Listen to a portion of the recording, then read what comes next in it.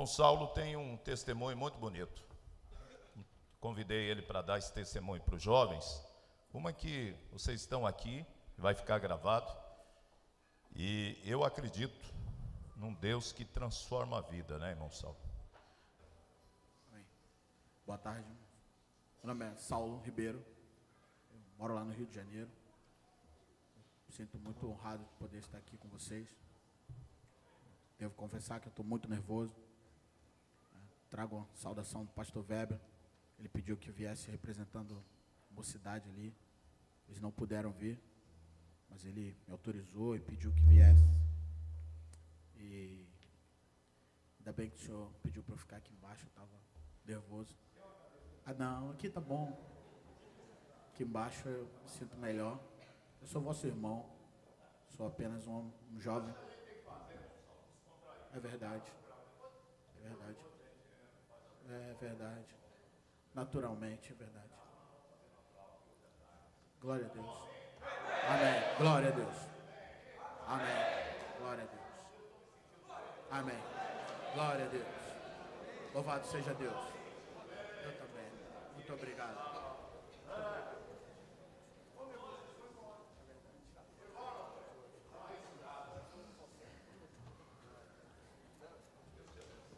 Amém. E eu não poderia começar a contar essa história sem falar da minha infância, né? Eu nasci também num lar cristão. Eu sou da mensagem desde que eu nasci. Eu nasci em 1979. A igreja, ainda não tinha uma igreja no Rio de Janeiro. Os irmãos se reuniam pelas casas. O pastor Weber estava começando um trabalho lá. E a minha mãe, ela aceitou a mensagem. E no mesmo tempo que a mensagem entrou na nossa vida, meu pai saiu. E meu pai foi embora. E passou mais um pouco de tempo, o meu irmão também, mais velho, foi embora com meu pai. E ficamos apenas eu, a minha mãe e a minha irmã morando numa casa. E sempre que eu tento recordar a minha infância, a minha mãe nunca me deu um brinquedo, nunca me deu um videogame, uma bicicleta. Porque todo o esforço que ela fazia era apenas para nos manter vivos, manter a casa funcionando. E às vezes quando algum amigo da escola ia na minha casa, essa é uma das lembranças que eu tenho da minha infância. Na sala da minha casa tinha uma estante de madeira velha e tinha uma fotografia lá. E toda vez que algum menininho, algum amigo ia na minha casa, eles olhavam aquela fotografia e perguntavam: esse é o seu pai? Porque eles não viam meu pai como os deles, voltando, indo para o trabalho. E a fotografia era aquela lá, ó, que tinha na estante da minha sala. E eu falava: não, esse é o profeta William Marion Branham. E eu cresci aprendendo isso. A minha avó diz que eu aprendi a engatinhar embaixo do banco da igreja. E eu fui crescendo. E com os 11, 12 anos de idade, eu comecei a esfriar o meu desejo de ir para a igreja. Eu comecei a me encantar um pouco mais pelas coisas do mundo. E com os 13 anos de idade, eu parei de ir à igreja. Com 14 anos, eu comecei a fumar cigarro. Com 15 anos, eu comecei a beber álcool, fumar maconha e cheirar cocaína. E aí eu me perdi pelo mundo. Eu sei exatamente no dia que eu fiz isso pela primeira vez. E eu tenho certeza que naquele dia eu cruzei um abismo, né? Eu sei o dia que eu comecei, mas eu não saberia dizer o dia que eu ia terminar, quando eu ia conseguir parar. E eu usei drogas durante 12 anos. Nos 2, 3 primeiros anos eu usava porque eu queria, porque eu gostava, porque eu me divertia, porque era legal. Só que você não consegue brincar com o diabo e depois falar: olha, eu quero ir embora, agora chega a brincadeira, eu quero voltar para a igreja. Não é tão simples assim. Aí quando eu quis sair, eu não conseguia mais parar. E eu fiquei 8 anos, 9 anos tentando parar de usar drogas e eu não conseguia mais.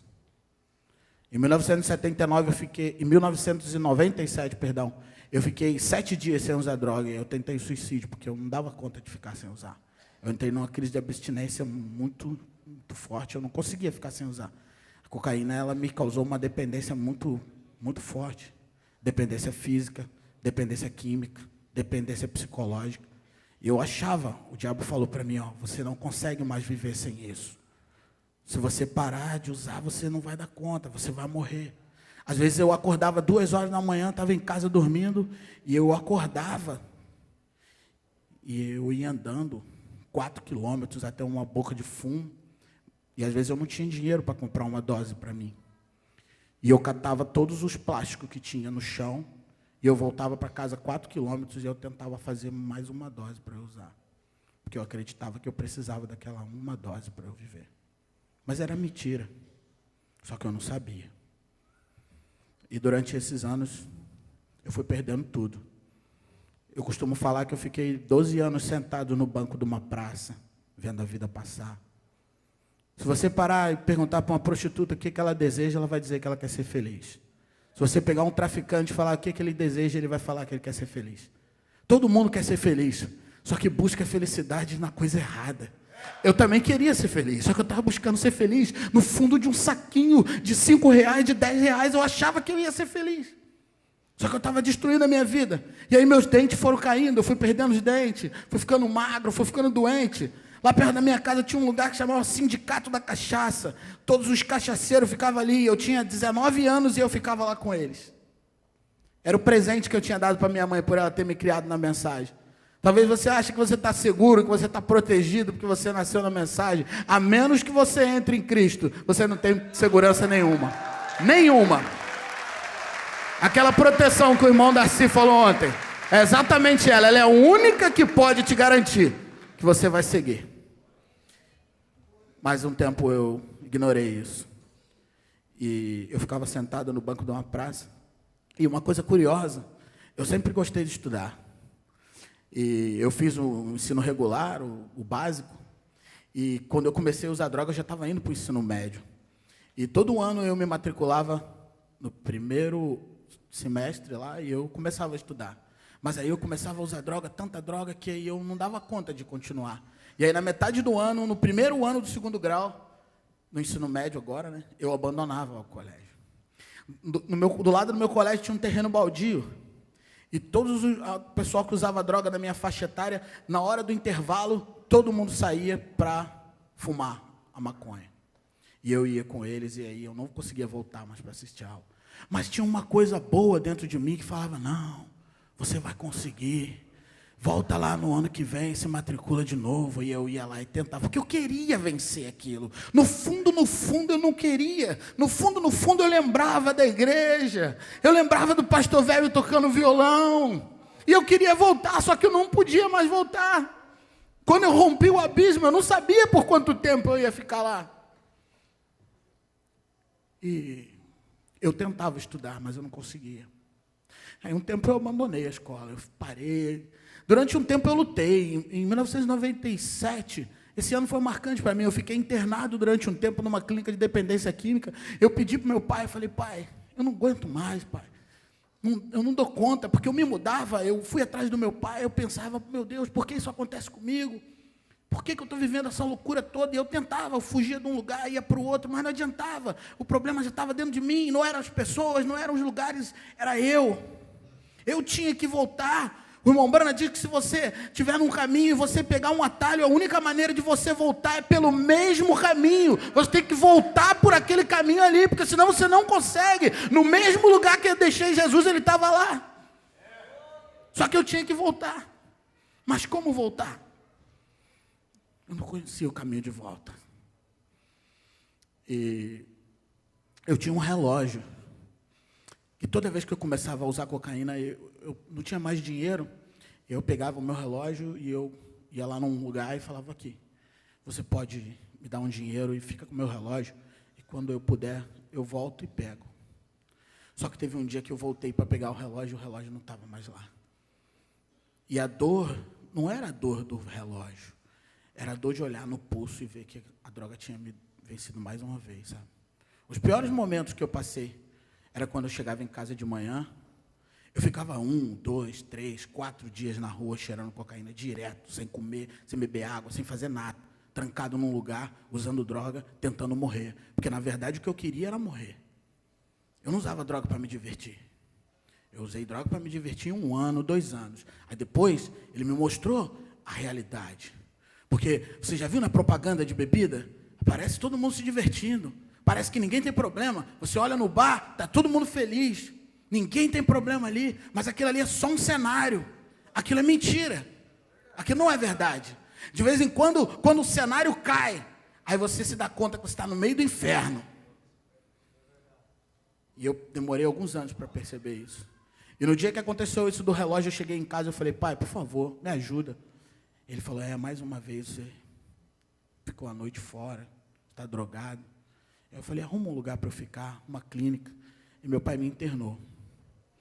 Esse foi um dos primeiros momentos que eu dei conta que eu tinha perdido o controle já da vida. Com 18 anos de idade, quando eu fui me alistar, eu fui acompanhado com uma pessoa da clínica do centro de recuperação. E o major lá da brigada, lá do local onde eu fui me apresentar, ele falou, por que você tem uma pessoa que te acompanha? Eu contei a história para ele, porque eu não podia sair da clínica. E aí eu tenho até hoje esse documento. Atrás do meu certificado de reservista tem um carimbo escrito problema social. É o que eu era com 18 anos. Porque eu saí da igreja.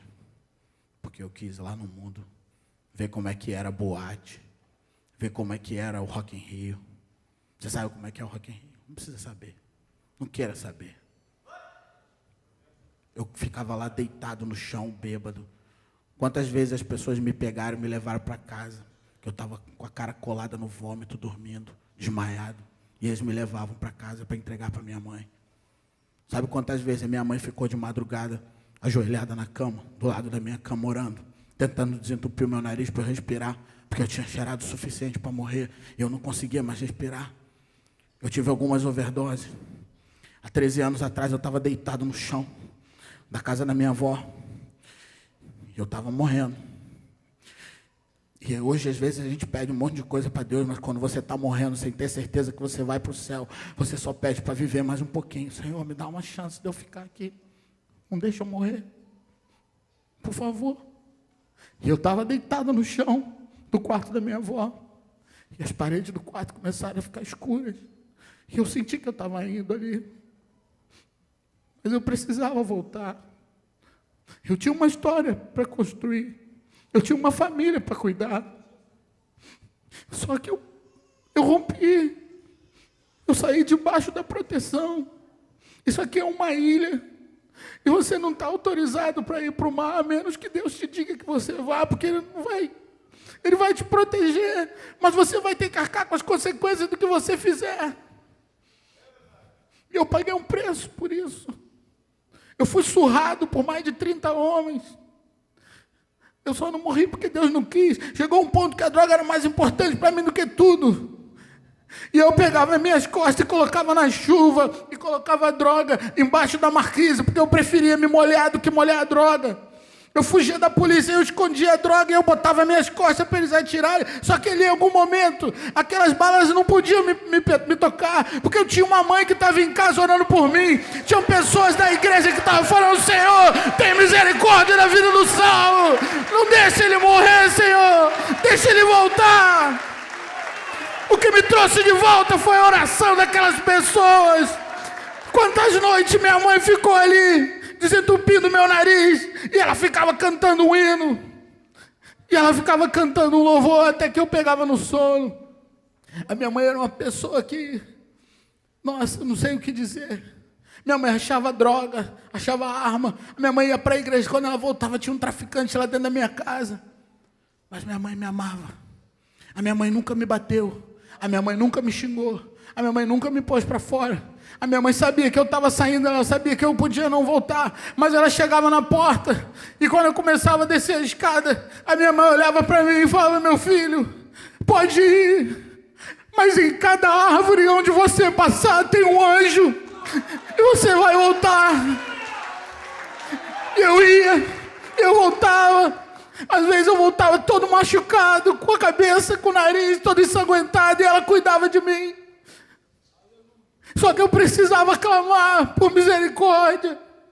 Eu precisava pedir, Senhor, me ajuda. Eu não dou conta mais. E um dia eu procurei ajuda num lugar. E quando eu cheguei lá, eles me falaram duas coisas. Eles me falaram que eu tinha uma doença, que a dependência química é considerada uma doença. Só que a medicina não conhece a cura. Pessoas pagam milhões para libertar um filho das drogas, mas não consegue mais. O médico não sabe o que fazer, não tem remédio, não tem o que fazer. Só Deus pode fazer algo. E eles falaram para mim, olha, você tem uma doença incurável. Eles me falaram duas coisas. Uma que eu não acreditei. E uma que me trouxe de volta para os pés do Senhor. Eles me falaram que eu era portador de uma doença incurável.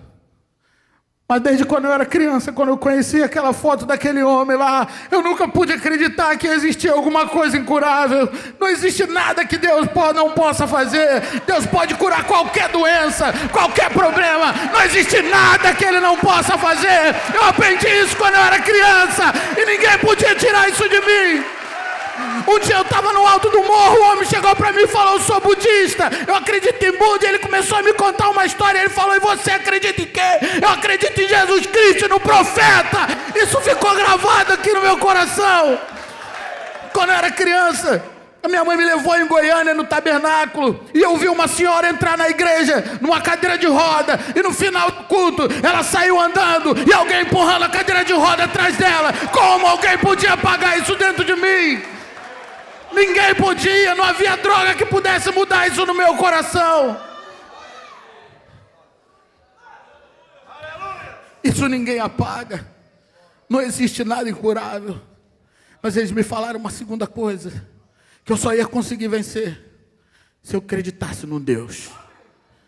E eles falaram para mim, esse Deus, ele tem só um requisito. Pode ser o que você quiser, esse Deus, mas tem que ser um Deus amoroso. Ninguém entende mais de amor do que o Senhor Jesus Cristo, irmão. Não existe um ser que entenda mais de amor do que Ele. Ele é o próprio amor. E aí eu lembrei que eu tinha uma igreja. E aí eu lembrei que eu tinha uma casa. E aí eu comecei a pedir a Deus de volta, Senhor, me ajuda. Me devolve aquela vida, me dá uma oportunidade de voltar. E aquele relógio que eu tinha perdido. Depois de um tempo, a minha vida estava totalmente destruída. Hoje a gente tem uma casa, hoje a gente tem um trabalho, hoje as minhas filhas estão comigo, nós temos uma vida boa. Mas há 9 anos atrás nós morávamos numa casa velha, abandonada, num barraco que tinha um colchão, um fogão de uma boca e um frigobar e não tinha mais nada. E isso era o que nós tínhamos. Era tudo que eu tinha conseguido produzir. E aí, Saulo, o que você conseguiu aprender? O que você sabe? Eu sei usar droga. Eu sei vender droga, vender arma, eu sei misturar a droga para poder fazer render mais. Isso é tudo que você sabe? Tudo que você aprendeu foi isso? Não, Senhor. Eu aprendi que existe um céu. Eu aprendi que tu vai voltar para buscar uma noiva. Eu aprendi, Senhor, que eu devo respeitar meu pai e minha mãe. Eu aprendi que eu tenho um pastor, Senhor. E aí eu voltei lá na casa do pastor velho. Eu fiquei na sala dele algumas vezes, e o meu nariz pingava sangue na sala dele, e ele falava, não, você vai conseguir. Você vai conseguir. Alguma coisa vai acontecer. Você não sabia o que, mas alguma coisa vai acontecer, Deus vai te libertar. Eu fui lutando, eu fui pedindo a Deus. Um dia eu fui num morro, no alto de um morro, comprar droga. E quando eu cheguei lá, eu encontrei um irmão da igreja, e ele era o traficante. E ele estava com um fuzil, e tinha um monte de bandido sentado. Os dois irmãos da igreja, um viciado e outro traficante. O diabo gosta dessas coisas, porque ele quer afrontar Deus. Olha lá, teus filhos, o que eles estão fazendo? Olha o que eles estão fazendo. E aí ele largou o fuzil. Só que ele não podia falar nada comigo ali na boca de fumo, cheio de mais de 20 bandidos, no alto do morro, lá no Rio de Janeiro. E ele levantou, caminhou em minha direção, e ele apertou minha mão, me deu um abraço, como quem diz, o que você está fazendo aqui? O que você está fazendo aqui? E eu também falava a mesma coisa para ele, no meu coração, sai daqui, vai embora. Mas depois que você cruzou o abismo, você não sabe como voltar mais. E os amigos dele estavam todos sendo assassinados um a um. Mas o mesmo Deus que eu creio, a mesma mãe como a minha dele, estava lá orando aos pés do Senhor. E um dia ele falou: Senhor, me tira daqui. Eu tenho certeza que naquele dia que nós dois estávamos lá no alto do morro, o diabo tirou uma foto. Aqui teus filhos. Mas depois de uns anos, o relógio de Deus nunca falha. O ponteiro de Deus está certo, no tempo certo Ele vai fazer alguma coisa. Nós nos encontramos na fila do lava-pés, e era o traficante e o viciado agora ali, lavando os pés do santo. Deus é o mesmo, irmão. Louvado seja o nome do Senhor. Louvado seja o nome do Senhor. Glórias a Deus. E eu não dava conta de parar de usar. E eu ficava ali naquele colégio tentando, eu queria estudar, mas só que eu não dava conta de ir para o colégio. Eu não conseguia ir para a escola. A droga era mais forte do que eu.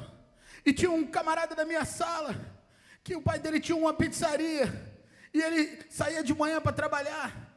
À tarde ele voltava para ir para a escola, e eu estava sentado na frente da pizzaria. E aí ele ia assistir a aula, e eu ficava olhando com a vontade de ir para a aula. Mas eu não podia ir. E aí ele voltava no outro dia de manhã para abrir. E eu estava lá. E aí ele ia para a escola de novo. E quando ele voltava, eu estava lá.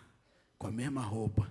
Sujo, fedido, urinado. Com a cara jogada no chão. Com a cara colada no vômito, dormindo na rua, no chão. Mas eu tinha uma casa, eu tinha uma mãe e eu tinha uma igreja me esperando de volta. O motivo de eu ter vindo aqui foi só esse. Talvez não seja a droga que esteja tentando te tirar dos caminhos do Senhor. Talvez seja outra coisa. Mas é só um cenário. É só um cenário. Talvez aquele rapaz lá do mundo é só um cenário. Quando cair o cenário, você vê que você está no meio do inferno. E aí, quando você quiser voltar, só a misericórdia do Senhor para trazer de volta. E passado um tempo, eu estava sentado, trabalhando, já tinha algum tempo que eu estava sem usar drogas. Foi muito difícil parar de usar drogas. Eu consegui parar de usar drogas, eu sentia muita dificuldade, muita dor. Meu corpo tremia, dor no corpo, porque eu estava acostumado com aquilo durante 12 anos, eu usava aquilo todos os dias. Mas alguém falava para mim: vai passar. Aguenta firme, não desista, eu preciso de você, vai passar, continua, vai passar. E aí a dependência física, que é a necessidade do corpo, foi passando. E aí depois de uns 6 meses, 8 meses, a dependência química, ela também passa. Mas e a dependência psicológica? E falar para minha mente que eu não precisava mais usar droga quando eu tivesse um problema, quando eu tivesse infeliz, quando eu tivesse dificuldade, quando eu tivesse com medo, quando eu tivesse com raiva, porque eu usava droga para tudo. Para tudo. E foi difícil. Mas o Senhor estava ali. Porque eu pedi a Ele quando eu estava morrendo lá de overdose. Igual Jonas. Quando Jonas clamou e falou: Senhor, deixa eu voltar. O irmão Brana diz numa mensagem que ele estava nos últimos instantes da vida dele. E que tinha algas em volta do pescoço. E que ele estava morrendo. Mas aí ele clamou de dentro do ventre do peixe. E Deus devolveu ele. Eu pedi a Deus: Senhor, deixa eu voltar.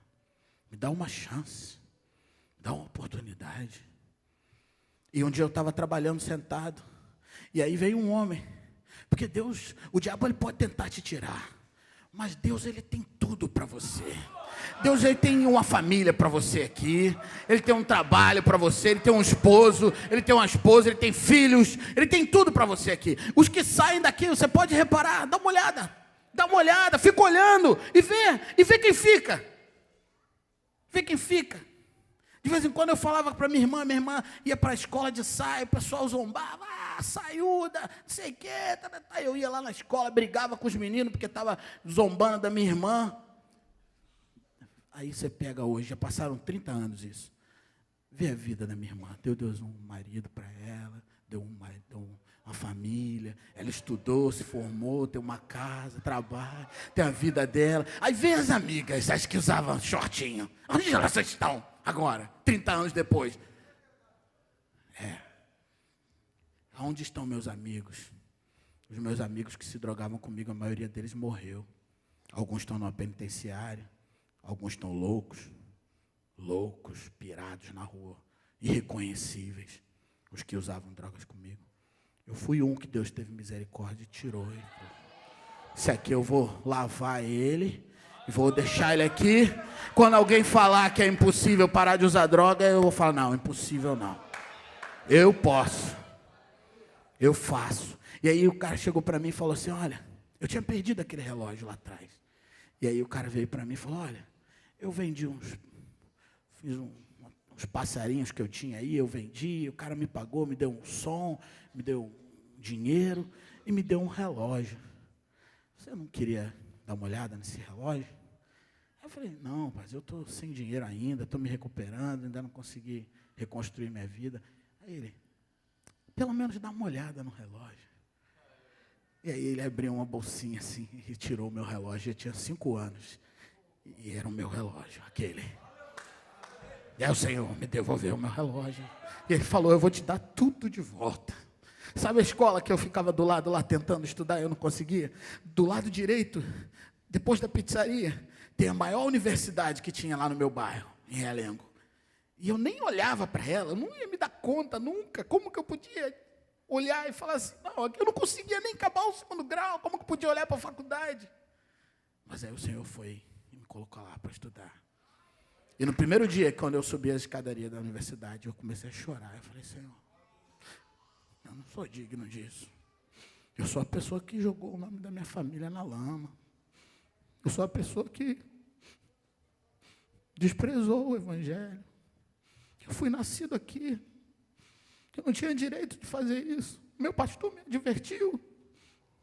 Ele me falou que eu não fosse, que eu não quisesse conhecer o mundo, que eu não quisesse ir para as festas, que eu não quisesse beber, que eu não quisesse fumar. Você já parou para pensar? Quando o anjo apareceu para o irmão Brando, ele falou 3 coisas para ele. Você lembra? Uma, que ele não corrompesse o corpo. E as outras 2, diretamente relacionadas a álcool e drogas, cigarro e bebida. Será que isso não é importante? O anjo podia falar um monte de coisa para ele, mas falou só isso. Isso é importante. Isso é importante. E o Senhor foi me devolvendo as coisas. Eu vou concluir aqui, porque eu sei que tem muitas pessoas para falar. Nós usávamos drogas. Tinha alguns irmãos da igreja que também usavam. Alguns filhos de irmão, que o diabo às vezes ele não consegue contra o pastor, não consegue contra o diácono, contra aquela irmã que está alicerçada. Aí ele tenta no filho, que está mais fraco de repente. E o jovem ele tem uma dificuldade muito grande, porque ele quer fazer parte de um grupo. O jovem um dia ele está com cabelo vermelho, outro dia ele está com cabelo amarelo, um dia ele bota o tênis de uma cor, outro dia ele quer misturar um tênis de uma cor. E ele vai igual um camaleão. Eu era assim. Um dia eu estava de bigode, um dia eu estava sem bigode, um dia eu gostava de um tipo de música, outro dia eu gostava de... Na verdade, eu não gostava de nada.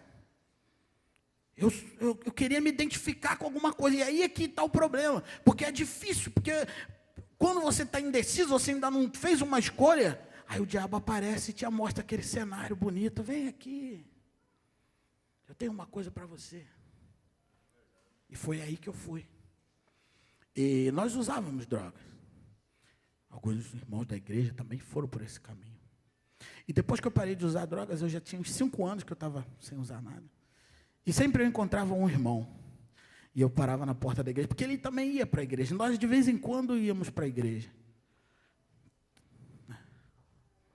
Cocaína acabou com o meu nariz aqui. Tem um buraco aqui. Eu tenho algumas marcas no corpo, algumas coisas que eu sei que eu vou carregar. Mas aí, quando eu estou com dificuldade, quando eu estou com a pressão alta, quando eu estou com algum problema assim, aí eu olho para minhas filhas, aí eu olho para minha casa, aí eu olho para minha cara no espelho e eu falo, tá bom, graças a Deus, está tudo bem. está tudo bem, eu sou feliz, eu não posso reclamar de nada da minha vida, porque eu estava morrendo, e quando você está morrendo sem Deus, a única coisa que você pede, Senhor, deixa eu respirar mais um pouquinho, dá um pouquinho de oxigênio, para eu tentar levantar daqui, Senhor. Eu encontrava com ele na porta da igreja, e sempre eu falava para ele, e aí, meu irmão, está tudo bem? E o problema da droga é que você não consegue fazer nada por uma pessoa drogada a menos que ela queira. E eu falava para ele, tudo bem. E aí ele colocava uma barreira entre mim e ele, porque ele falava assim, tudo bem. Mas como é que você vai pegar uma pessoa, pastor Alberi, que está na lama, desgraçada, morrendo, doente, e a pessoa fala para você que está tudo bem? Mas se está tudo bem, você não pode fazer nada para ajudar ela. E eu abraçava ele e falava, tá bom, irmão. Mas no dia que você precisar de um amigo, você sabe que eu estive aí desse lado. Eu estou aqui, sou teu amigo, eu te amo. Eu quero te ajudar. E foi passando um tempo. E um dia eu estava lá na universidade. Depois que eu acabei aqueles cursos daquela universidade, eu fui estudar numa outra. E aí eu estava lá, fazendo um outro curso. Eu tinha acabado de chegar, eu sentei, minha cadeira, abri meu computador. E aí quando eu fui ligar o computador, meu telefone tocou. E era aquele irmão que eu sempre falava, liga para mim, no dia que você quiser, uma ajuda, um ombro, um amigo, eu estou aqui. Que eu sei que é difícil falar de droga para uma pessoa que nunca usou droga. Vocês pensam que eu estava nervoso aqui porque um monte de rosto bonito, um monte de gente jovem que nunca mexeu com isso. Mas ele precisava de uma pessoa igual a ele. E aí ele me ligou. Só que ele não me ligou para pedir ajuda. Ele me ligou para dizer que ele tinha desistido de viver também, como eu tinha lá atrás. Que a esposa dele tinha ido embora, que ele tinha perdido o emprego, e que ele tinha comprado uma quantidade de drogas capaz de matar umas 10 pessoas, e que ele estava trancado dentro de um quarto escuro, sem roupa, tentando morrer. E ele ligou para me despedir de mim, dizer, muito obrigado porque você tentou me ajudar, mas hoje eu vou morrer. E quando ele falou isso para mim, eu falei, não, irmão, deixa eu tentar chegar aí. Deixa eu tentar chegar aí. Eu não sei o que fazer para te tirar daí, mas eu conheço um homem que me tirou daí. Eu não sei como ajudar as pessoas a parar de usar droga, mas eu sei que tem um ser. Só ele pode ir lá no abismo e te tirar, irmão. Eu coloquei o telefone no capacete, eu tinha uma moto, e eu saí por aquela cidade como um louco. Eu precisava chegar até ele. E quando eu cheguei naquela casa, estava tudo destruído, um monte de garrafa de bebida, um cheiro horrível. E eu abracei ele, eu falei, meu irmão, eu não sei o que fazer, mas vamos juntos. Vamos caminhar, vamos sair daí, vamos jogar tudo fora, vamos jogar no vaso, vamos dar descarga. Você não consegue quebrar o teu cachimbo, mas eu consigo, porque eu não uso mais drogas. Eu consigo pisar nisso para você. Tem 3 anos que ele está limpo, tem 8 anos que eu não uso mais nada.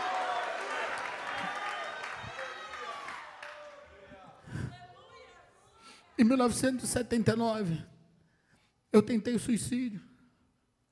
E eu estava sentado num monte de lixo, no alto do morro, tentando cortar meu pulso. E eu fui cortando, e começou a sangrar, e de repente passou um homem, e ele me viu ali, sentado num monte de lixo, o crente, o filho do crente, o filho de Deus, da mensagem, morrendo. E ele falou, rapaz, o que você está fazendo? Você é jovem, você só tem 18 anos. E ele me levou para um médico. E o médico cuidou daquela ferida, mexeu naquilo, fez um curativo. E eu fui embora. Eu peguei um ônibus. E quando eu estava sentado no ônibus, eu abri a janela e começou a virem umas palavras na minha mente. E eu escrevi esse louvor que eu vou cantar agora. Eu vim aqui só dizer isso para vocês. Não se permitam. Deus tem muito mais para te dar aqui. Deus é maravilhoso. Deus provê um caminho para você. um caminho de vitória, um caminho de sucesso. Ele tem um monte de coisa para te dar, mas ainda que Ele não te dê nada disso, lá no céu Ele construiu uma morada para você, e Ele prometeu que Ele viria buscar uma noiva. E talvez você faça parte dela ou não, mas Ele vai buscar, irmão. Então depende de você continuar.